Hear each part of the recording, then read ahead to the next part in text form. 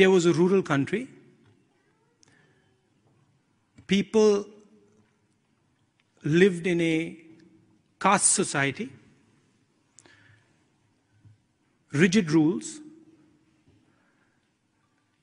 They aspired, but it was very difficult to move outside the village. For some of you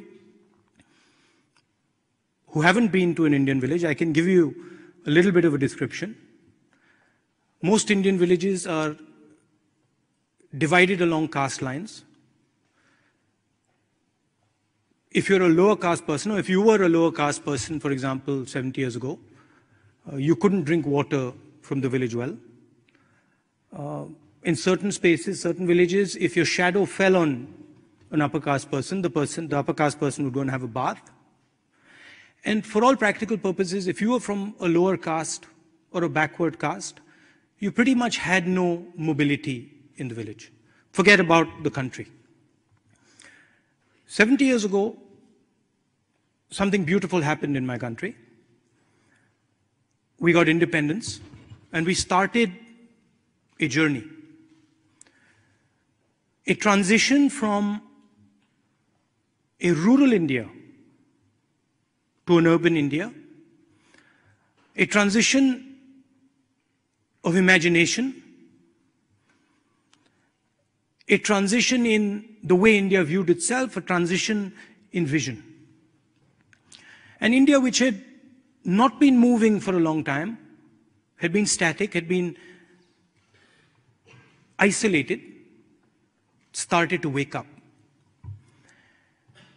And a transition began slowly, and then it picked up speed. And the transition was essentially Indian people breaking the ideas of caste, breaking the ideas of a lack of mobility, and starting to move. And it was enabled by the idea of one man, one vote, enshrined in our Constitution. Similar transformation was taking place nearby. Hundreds of millions of people in India, hundreds of millions of people in China, changing their way of being, changing their existence. The idea was the same. Urbanization, modernity, but the method and the way they did it was completely different. China did it in a centralized way, reasonable amount of violence, managed by the Communist Party, managed by the People Liberation Army. And India did it organically, in a decentralized way. Anybody could do anything they want. Anybody could move wherever they wanted. China, the Communist Party decided where you would go. But the end result was a massive transformation of hundreds of millions of people. Never seen before. Never ever in human history have so many people changed their way of living, changed their view of the world, changed their vision. And there were a couple of things that were the foundation of this transformation in India. One idea was that if India was going to go through this risky transition, difficult transition, dangerous transition, everybody should be included in it. India should not transform itself for few people.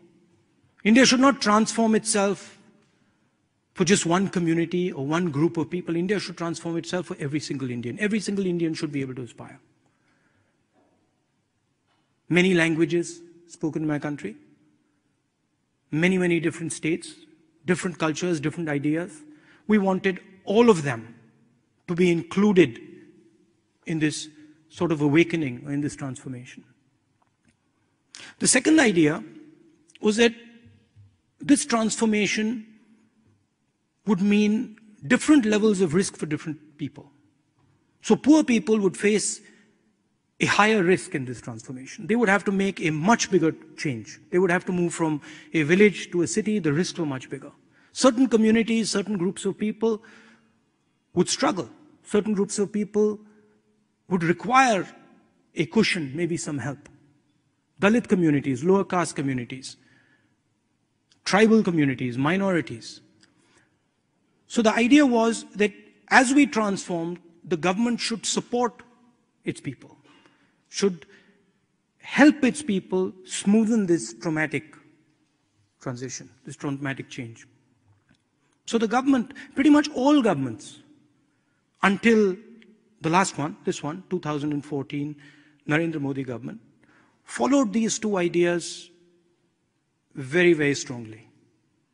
So for example, poor country like India guarantees 100 days of work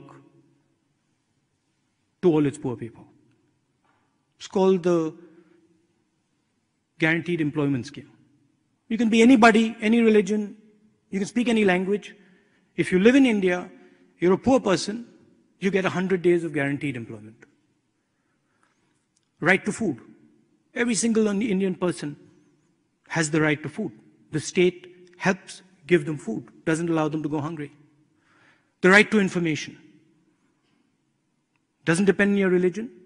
Any Indian person can ask their government about what is going on. And I can take you back a few years, bank nationalization, designed to give credit to many more people. So these were two of the fundamental ideas that pretty much every single Indian government held true, which has now been attacked and to a great extent damaged by the government in power today. They do not feel that every single person in India should have access to the fruits of this transformation. They feel that tribal communities, poor farmers, Dalit communities, lower caste people, minorities should not get the same benefits that the elite of the country get. And our point is that the risk was everybody's. Everybody took the risk, and we feel everybody should get the reward. The other thing they've done is they've started attacking the support structures that were designed to help certain groups of people. Very recently, a law that protected the Dalit community from violence was scratched down. The right to food was weakened. The right to guaranteed employment weakened. And all the money that used to go into these schemes is now going into the hands of very few people, the largest corporates in the country. But that's not the only damage they've done. There's something much more significant and dangerous that the government has done. This transition that took place on an informal economy, took place on the back of millions of small and medium businesses that allowed people from the villages to come to the cities, to do a job for a couple months, and then go back to the village. They acted like a shock absorber. A couple of years back, the Prime Minister demonetized the Indian economy. He basically said that 1,000 rupee and 500 rupee notes would be worthless. And he destroyed the cash flows of all these small and medium businesses. Millions and millions and millions of people who worked in the informal sector were left unemployed. I want to give you a sense of the scale of this. China produces 50,000 new jobs every 24 hours. In the same amount of time, in the same 24 hours, India, a country that is approximately the same size as China, produces only 450. And they didn't stop at demonetization. They imposed a badly conceptualized, badly thought through, badly implemented goods and services tax, which complicated the lives of these small and medium businesses, and basically resulted in the closure of hundreds of thousands of them. And large numbers of people who worked in these businesses were forced back to the villages. And these three things that the government has done has made India angry. And that's what you get to read in the newspapers. when you hear about lynchings in India, when you hear about attacks on Dalits in India, when you hear about attacks on minorities in India, that's the reason for it. That a huge, powerful transformation, which is frankly shaping the entire world, requires certain protections for its people. And that protection is being taken away. And India is reacting to that. It's very dangerous in the 21st century to exclude people. And I want to give you a small example. A strong example, but a small, strong example. The United States attacked Iraq in 2003. And one of the first things they did was Executive Order 1 and Executive Order 2, which is in common parlance called de-Baathification. But in fact, it was a law that stopped a particular tribe in Iraq from getting government jobs. A law that stopped them from getting jobs in the army. And there was a history to it. So it seemed like a very innocuous decision at the time.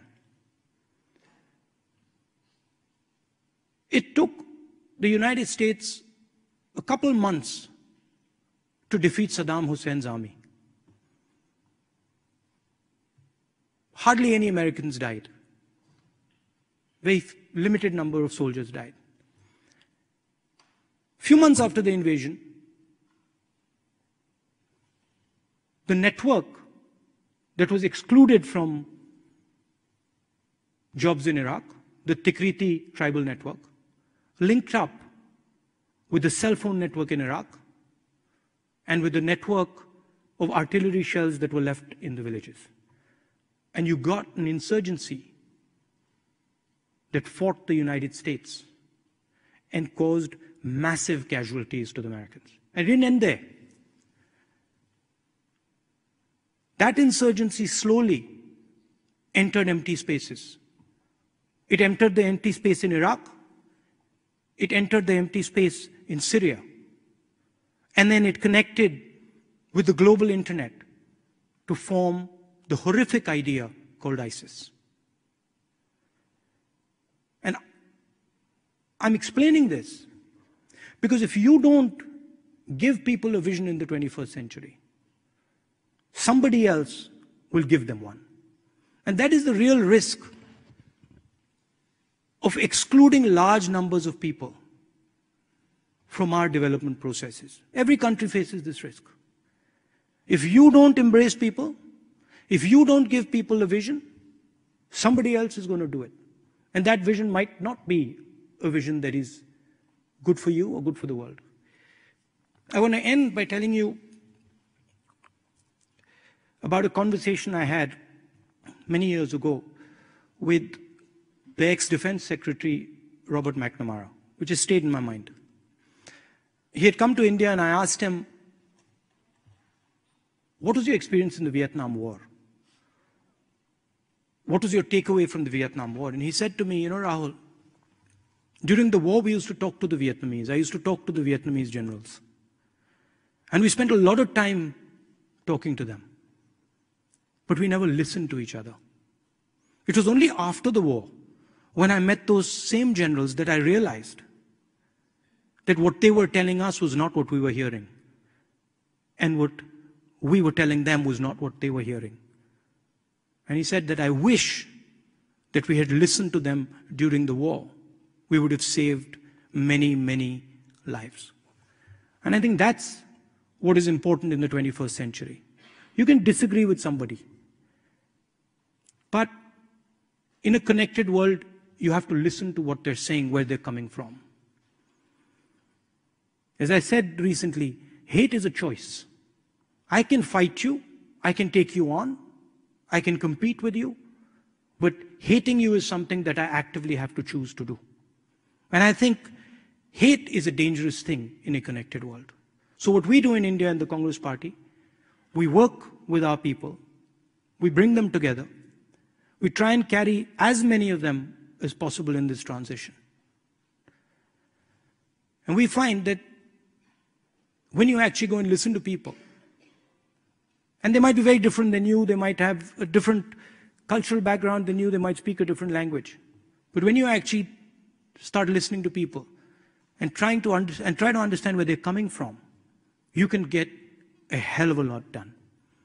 So I'd like to end my talk by telling you that I think there is a lot of hatred in the world today, but there is not enough listening. And I think listening is something that is very, very powerful. So thank you for coming here.